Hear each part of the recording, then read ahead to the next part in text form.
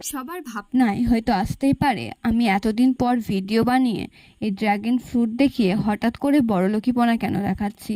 আসলে না, এই ফলটা আমি কিনিনি, এটা আমার উপহারে পাওয়া একটি ফল। কিছুদিন আগে আমাদের গ্রামের কাছে যে হসপিটালটি আছে ওখানে একটি সেতু উদ্বোধন করতে ডিএম স্যার এসেছিলেন। আর আমার মনে হয়েছিল আমার লেখা বইটি ওনাকে উপহার দেব, তাই আমি স্টেজে উঠেছিলাম ওনাকে এই উপহারটি দেওয়ার জন্য। ওনাকে যখন উপহারটি আমি তুলে দিই উনি খুশি হয়ে ওনার সম্বর্ধনায় পাওয়া এক ঝুড়ি ফল আমায় দিয়ে দিয়েছিলেন। অত বড় মাপের একজন মানুষের কাছে তার সম্বর্ধনায় পাওয়া জিনিসটি আমি পেয়ে সত্যি বাকরুদ্ধ হয়ে গেছিলাম। আমার লেখা বইটি আমি ওনার কাছে পৌঁছে দিতে পারবো এটি ভেবেই আমি খুশি ছিলাম, কিন্তু তার পরিবর্তে উনিও কিছু দেবেন এটা আমি একটা নিজে বই লিখে সেই বই আমাকে উপহার দিচ্ছে। সবাই মিলে হাততালি দিই। সবভাবে ছেলেমেয়েরা যেন এত বড় হয় এবং প্রতিভা হয়, সব প্রতিভায় সব ফুলই ফুটুক, সব ফুলকে ফুল ফুটুক, এটাই হচ্ছে আমাদের আশা আকাঙ্ক্ষা।